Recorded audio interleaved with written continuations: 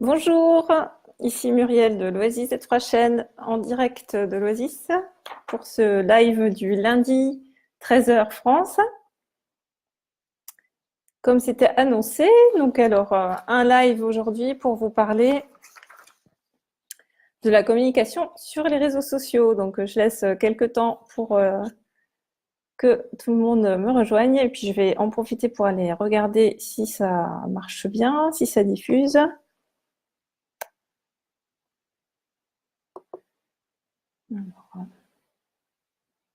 Et bonjour si vous me rejoignez. Alors, je vais mettre à jour la page de l'autre côté, voir si ça marche. Alors, est-ce qu'on a le live qui apparaît? C'est toujours la difficulté, c'est de vérifier soi-même que ça marche, parce que je peux pas me dupliquer.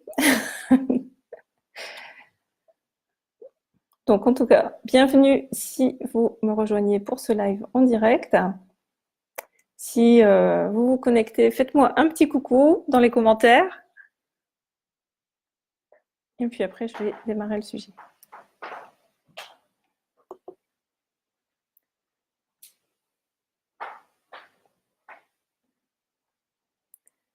Alors, aujourd'hui, on a comme sujet de prévu, je vais répondre à une question qui m'a... Voilà, c'est bon, ça marche. Ok, super. Voilà, parfait. Donc, n'hésitez pas à mettre des petits commentaires. Voilà.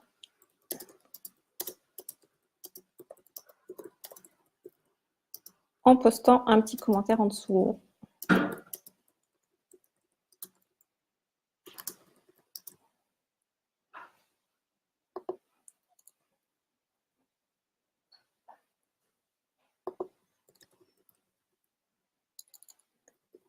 Voilà. Est-ce que ça marche? Ça a l'air de bien marcher.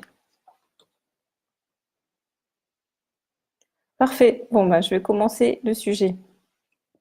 De toute façon, c'est aussi, donc vous pouvez le regarder en replay sans problème. Alors, donc, on va parler, donc, on va dire que cette dame s'appelle Sophie. Donc, Sophie est naturopathe. Et puis, elle est aussi passionnée d'alimentation santé. Donc, alimentation, allez, on va dire au hasard, alimentation vivante. Et puis, donc, elle s'est formée en naturopathie. Et elle a aussi suivi des ateliers de cuisine vivante à l'Oasis. Et puis donc bah, maintenant elle a envie aussi, elle aussi de transmettre ça. Donc elle avait envie d'organiser en fait un atelier de cuisine crue. Voilà, donc Sophie, elle est assez débutante hein, sur les réseaux sociaux. Et bon, voilà, elle s'est dit, bah, tiens, pour essayer de faire connaître mon atelier de cuisine vivante, donc elle fait chez elle, ben, une semaine avant, en fait, elle a posté, elle a créé ce qu'on appelle un événement Facebook, hein, vous connaissez peut-être. Et puis, voilà, pour annoncer son atelier de cuisine crue jeudi prochain sur Grenoble. Et puis, donc, pour présenter son événement, elle a voilà, trouvé des petites photos, elle a fait un petit visuel sympa, elle a mis ça sur son post, sur son événement. Et donc, elle a partagé sur ensuite son profil. Et ma foi, bon, elle était quand même assez contente vu elle a eu 18 personnes qui étaient intéressées par son événement. Seulement, voilà, en fait, le jour, en fait, c'est juste que les personnes ont marqué qu'elles étaient intéressées, mais le jour de son atelier, il y avait personne qui était réellement inscrit, quoi.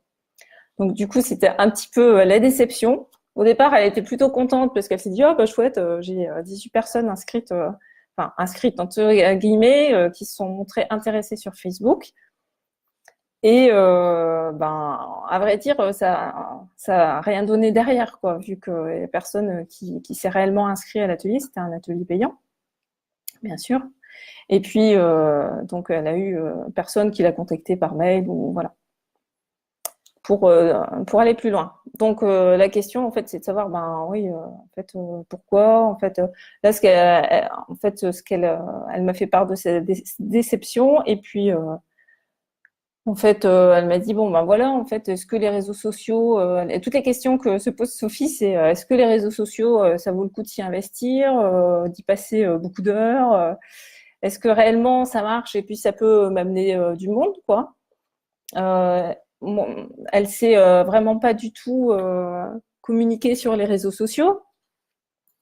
Et puis elle a certaines peurs, en fait, peur de faire des boulettes par exemple, et puis de partager sur un groupe. D'ailleurs, elle se demande est-ce que réellement je peux partager en fait des événements en fait dans un groupe ou est-ce que je risque pas de me faire jeter si je mets des posts sur un groupe. C'est des choses effectivement qui peuvent arriver, donc c'est pas cool ça quand on se fait éjecter d'un groupe. Et puis en fait, elle a l'impression aussi qu'elle publie de façon complètement aléatoire et désordonnée, il y a pas, enfin c'est un petit peu au petit bonheur la chance quoi. Quelquefois il y a des trucs qui ont l'air d'intéresser les gens, quelquefois il y a aucune réaction. Voilà, c'est pas trop un peu voilà comment faire quoi. Et puis c'est aussi en fait derrière il y a des peurs qui sont beaucoup plus on va dire sous-jacentes à tout ça. C'est que et puis qui sont finalement beaucoup plus parce que il y a en fait le problème de surface, mais après souvent en fait derrière il y a des choses qui sont beaucoup plus profondes et notamment là Sophie c'est une personne qui a investi beaucoup d'argent en fait et de temps et d'énergie en fait pour se former comme naturopathe. Donc déjà en fait au départ c'était pas évident parce que par rapport au regard de sa famille tout le monde n'était pas forcément sensibilisé en fait à ce que elle avait envie de développer dans sa vie. Donc ce parcours en fait, cet investissement personnel dans la naturopathie, donc il a déjà fallu un peu que entre guillemets elle se justifie pour dire bah ouais si c'est génial. Enfin moi en tout cas ça me parle et puis j'ai envie de m'investir là-dedans parce que c'était déjà un gros investissement au départ. Et puis non seulement en fait voilà elle a investi ça mais enfin, aujourd'hui, si elle se lance dans son activité de naturopathie et puis que ça marche pas, ça, voilà, quelque part entre guillemets, ça craint un peu quoi, parce que elle a déjà investi de l'argent et puis elle se sent mal en fait si elle a pas de retour sur investissement derrière quoi, par rapport au regard de sa famille, son conjoint. Voilà, donc il peut y avoir des problématiques en fait derrière qui. Je regarde mes notes en même temps hein, parce que voilà, je regarde ce que j'avais envie de vous dire par rapport à ça. Oui, c'est les questions qu'elle se pose, c'est ça, c'est qu'est-ce que va en penser ma famille, mon conjoint, si j'arrive pas en fait à vivre. Puis quelque part, en fait, elle me disait aussi que ça peut aussi euh, décrédibiliser un petit peu aussi l'image. Finalement, en fait, elle s'investit en fait dans la naturopathie pour transmettre quelque chose, des passions, des convictions qu'elle a sur l'alimentation, sur la santé, qu'en fait on peut se prendre en charge et puis en fait aller beaucoup mieux dans sa vie si on prend la responsabilité en fait et qu'on met les actions en place. Souvent c'est des choses de bon sens, voilà, donc c'est ce qu'elle a envie de partager. Mais quelque part, si elle n'y arrive pas, ça va quelque part déteindre un peu de façon négative tout autour d'elle, quoi. Donc quelque part, ça fait presque l'effet inverse de ce qu'elle voulait transmettre au monde, quoi. Donc elle a envie, elle a des convictions, elle veut en fait montrer au monde qu'on peut se prendre en charge et puis prendre en charge sa santé en posant les actions justes. Et quelque part, si elle n'y arrive pas, en fait, le fait de ne pas arriver à communiquer sur les réseaux et puis à ne pas arriver à vivre de son activité, derrière, en fait, c'est un peu comme si elle desservait la cause pour laquelle elle s'était investie au départ, quoi. Donc c'est bonjour Fabienne qui nous rejoint. Donc c'est un petit peu dommage parce que quelque part, elle arrive à faire l'effet inverse de ce qu'elle voulait faire au départ.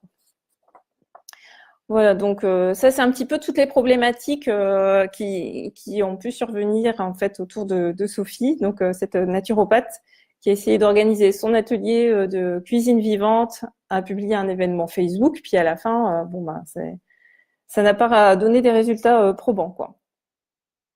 Donc, je ne sais pas si cet exemple vous parle. En fait, n'hésitez pas à mettre des petits commentaires, même pendant le replay. Je pourrais en fait regarder un petit peu vos feedbacks et puis vous lire après de façon différée. Donc, est-ce que vous aussi, comme Sophie, vous êtes déjà posé ces questions-là, de savoir un petit peu comment communiquer sur les réseaux sociaux? Est-ce que vous avez déjà eu aussi, vous, des doutes sur votre façon de communiquer, sur l'impression que vous faites ça de façon un peu désordonnée, aléatoire, et que ce soit pas forcément efficace comme vous l'espériez au départ, quoi. Donc, alors, la bonne nouvelle, c'est qu'en fait, que ce soit Sophie ou que ce soit vous, en fait, tout le monde est tout à fait capable d'apprendre à communiquer sur les réseaux sociaux. Alors au départ, c'est sûr que quand on s'y met tout au début, ça peut paraître confus, compliqué, mais il suffit d'apprendre et puis après, ça devient limpide, quoi.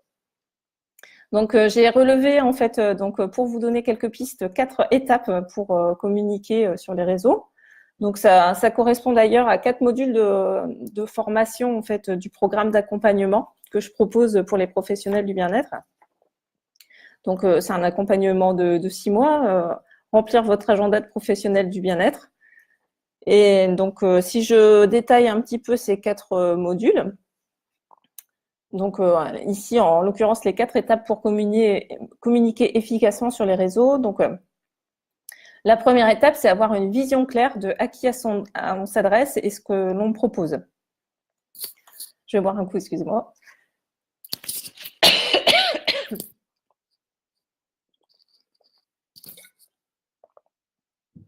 J'ai un petit peu j'ai une toux en fait qui veut pas passer, hein, donc quand on parle beaucoup comme ça, au bout d'un moment là, je deviens toute rouge si je tousse pas. Voilà, donc revenons à nos moutons de la communication. Donc la communication, la première étape, c'est d'avoir une vision en fait de à qui vous voulez vous adresser en fait et qu'est-ce que vous voulez proposer. Quels sont vos services, quoi.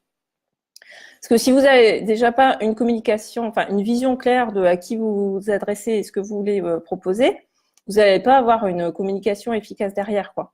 Il faut savoir en fait à qui en fait on s'adresse pour savoir quel contenu, adapter son contenu à la personne à qui on a en face. Parce que c'est vrai qu'au départ, quand on commence, on peut avoir une erreur en fait qui assez classique, c'est d'avoir une communication qui part de soi. En fait, l'objectif quand on propose nos services, enfin le centre en fait, c'est toujours l'autre, c'est le client, c'est avec qui on va travailler. La personne la plus importante, c'est notre client. C'est la personne avec qui vous allez travailler. Donc, votre communication, elle doit être centrée sur cette personne. Et la plupart des gens, en fait, ils ont une communication centrée sur eux. Donc, ils vont parler, en fait, de ce que vous faites. Ouais, regardez, c'est génial ce que je fais. Achetez-moi mes produits à la limite, quoi. Mais l'objectif, toujours, en fait, c'est plutôt de se mettre à la place de l'autre et d'aller, en fait, lui parler de lui, en fait, ce qui est important pour lui, quelles sont ses problématiques. Donc ça, c'est une des premières choses. Et puis, savoir à qui communiquer, ça va vous permettre de savoir où communiquer. Si vous savez que vous vous adressez à des femmes en fait qui sont passionnées de yoga, vous allez pouvoir dire bon bah tiens effectivement je vais m'inscrire à tous les groupes en fait qui concernent le yoga qui sont les plus actifs et puis partager des posts en fait sur ces groupes-là. Donc ça va vous permettre d'avoir une communication plus efficace, le fait de savoir à qui en fait vous vous adressez. Et puis, ultimement, évidemment, si vous avez une communication qui est efficace, que vous savez à qui vous vous adressez et ce que vous allez proposer, vous allez en fait attirer les bonnes personnes forcément. Donc, vu que votre communication sera beaucoup plus pertinente. Donc ça, c'est la première étape. Donc, pour communiquer efficacement, il faut déjà avoir une vision claire, en fait, de à qui on s'adresse et ce que l'on propose. La deuxième étape, ça sera définir ses objectifs de communication. Donc ça, c'est vraiment, en fait, parce que, en fait, l'objectif de communiquer sur les réseaux sociaux, ça ne va jamais être de communiquer pour communiquer. On va pas faire du contenu, en fait, et des tonnes de contenu, parce que ça, c'est le piège et la trappe dans laquelle beaucoup de gens vont passer, parce que si vous n'avez pas en fait d'objectif de communication, vous allez, ce qu'elle disait Sophie, communiquer de façon aléatoire et désordonnée et faire du contenu, du contenu, puis au final, ça sera pas du tout efficace. Il vaut mieux en fait avoir quelque chose de qualité qui soit pensé, stratégique et puis pertinent, qu'avoir en fait des tonnes de contenu qui peuvent avoir de l'engagement en plus. Hein. Si vous publiez des posts de petits chats en fait ou des vidéos avec des jolies ânes ou en fait des trucs un petit peu humoristiques, vous allez avoir du monde quoi. Mais on s'en fout entre guillemets quoi. C'est pas du monde qui sera pertinent par rapport à ce que vous voulez proposer ultimement. Donc il faut vraiment avoir des objectifs qui soient pensez, si, je sais pas, vous êtes en train de lancer un programme, voilà, en fait, au mois de septembre, vous allez commencer quelque chose. On est au mois de juin, vous avez juillet, août, septembre, donc vous avez déjà, en fait, on va dire juin, juillet, août, et puis hop, en septembre, vous faites le lancement de votre nouvelle prestation. Ben, vous avez 3 mois, en fait, pour commencer à communiquer dans cette direction. Donc, ça sera beaucoup plus, voilà, ça c'est avoir vos objectifs. Donc, la troisième étape, ça sera les transposer dans ce qu'on appelle un calendrier éditorial. Donc là, c'est pareil, hein, c'est quelque chose qu'on voit de façon beaucoup plus détaillée, évidemment, dans le programme d'accompagnement que sur juste un petit live. Mais bon, c'est déjà pour vous donner quelques pistes, quoi. Donc, un calendrier éditorial, grosso modo, ça va venir transposer dans la matière vos objectifs et votre stratégie, en fait, de communication. Donc, sur un calendrier éditorial va préciser sur quel réseau vous allez communiquer, quand est-ce que vous allez publier et quoi. Donc, ça va vous permettre de poser vos actions de communication dans le temps et puis de les suivre aussi dans la durée pour voir en fait si c'est efficace ou pas et puis comment les ajuster et quels résultats ça vous donne en fait. Et la quatrième étape, ça sera voilà, en fait, ce qu'on appelle la construction d'un chemin client. Parce que l'objectif de votre communication, ça rentre en fait dans une stratégie globale de communication. Et on cherche en fait à créer la communication sur les réseaux a pour objectif principal de créer une relation avec les personnes qui vont suivre votre communication pour ultimement que ces personnes deviennent possiblement vos clients. Donc, voilà, si je résume, en fait, vous devez avoir une vision claire de à qui vous voulez communiquer et quoi, en fait. Donc, qu'est-ce que vous proposez à ces personnes-là? Définir vos objectifs de communication pour, on va dire, le trimestre. Les transposer dans un calendrier éditorial où vous choisissez vos réseaux, les types de publications, la fréquence. Et puis, ultimement, donc, en fait, tout ça s'insère dans une stratégie globale. J'aurais pu mettre ça même presque en étape 2 en fait, parce que c'est votre stratégie que vous essayez en fait de transposer en fait dans votre calendrier quoi. Donc avec en fait la construction de ce qu'on appelle un parcours client. Voilà, j'espère que ça vous inspire. N'hésitez pas à me faire des commentaires même en différé quand vous regardez cela. Et puis oui, j'avais envie de vous donner une petite métaphore. Je regarde mes notes un petit peu. Pour expliquer un petit peu tout ça en fait, hein, et puis on va revenir aussi à l'exemple du départ là. Si on revient à l'exemple du départ de l'atelier de Sophie, donc savoir pourquoi ça n'a pas marché. Hein. Donc je rappelle en fait, hein, pour les personnes qui se sont connectées un peu après, donc Sophie en fait qui est naturopathe, elle est passionnée de cuisine vivante, et puis elle essaye de communiquer sur une semaine avant sur Facebook. Pour un atelier de cuisine vivante qu'elle propose chez elle le jeudi à Grenoble dans une semaine. Et puis, donc, une semaine avant, elle fait un événement Facebook, elle a des personnes intéressées, puis au final, il n'y a personne qui s'inscrit à l'atelier. Donc, pourquoi ça n'a pas marché? Donc, pour vous faire toucher du doigt un petit peu pourquoi ça n'a pas marché, imaginez que vous croisez en fait une personne dans les rues de Grenoble et puis vous l'abordez et vous lui dites bon, est-ce que tu veux m'acheter mon atelier de cuisine vivante? Est-ce que vous pensez que ça va marcher? N'hésitez pas à me mettre un petit commentaire. Bon, évidemment, hein, vous comprenez bien qu'il y a très peu de chances que la personne va donner suite en fait et vous acheter de suite votre atelier, quoi. À la rigueur, vous pouvez lui demander l'heure, ça c'est évident, ou si la cuisine vivante l'intéresse, quoi. Mais forcément, si vous rencontrez une personne dans la rue, en fait, elle va pas être. Il y a très peu de chances quand même qu'elle soit, elle fasse partie en fait on va dire, de votre avatar, de votre client idéal, quoi. Par contre, si vous êtes à Grenoble, mais à la sortie du salon cuisine bien-être, alimentation saine qui vient d'être organisée à Alpexpo, et que vous êtes à la sortie avec un petit stand et puis des flyers sur la cuisine vivante et où vous proposez vos ateliers, là vous avez déjà un petit peu plus de chances que ça marche, quoi. Donc quelque part là, on revient en fait, voyez, en fait sur l'idée de tout ça, c'est pour vous faire voir que sur les réseaux sociaux, on communique comme dans la vraie vie, en fait. On est des êtres humains, même si en fait il y a un ordinateur qui est interposé. Et l'objectif de notre communication, c'est vraiment d'essayer de créer de la relation. Donc on doit choisir, on doit savoir à qui on s'adresse. Il faut choisir les lieux qui sont propices à notre communication, quoi. Donc on rejoint donc la première étape dont j'ai parlé, c'est-à-dire on doit savoir en fait, pour savoir où communiquer, on doit identifier avec précision en fait à qui on s'adresse, quoi. Ça c'est vraiment la base de la base, quoi. Et puis la deuxième erreur, je dirais, sur Facebook. Facebook, c'est une plateforme, on va dire sociale, où les gens viennent un petit peu pour quelquefois chercher un peu de l'information, mais se distraire. En fait, il n'y a pas forcément d'objectif. En tout cas, il n'y a certainement pas un objectif d'achat. Ouais, quand ils vont sur Facebook, ils ne sont pas au supermarché, quoi. Au supermarché, en fait, c'est normal qu'il y ait des produits à vendre, voilà, dans les gondoles. Quand les gens ils vont sur Facebook, ils n'ont pas l'intention d'acheter. Ils y vont souvent plutôt pour se distraire. Donc, vous pouvez essayer de capter leur attention pour après créer de la relation derrière.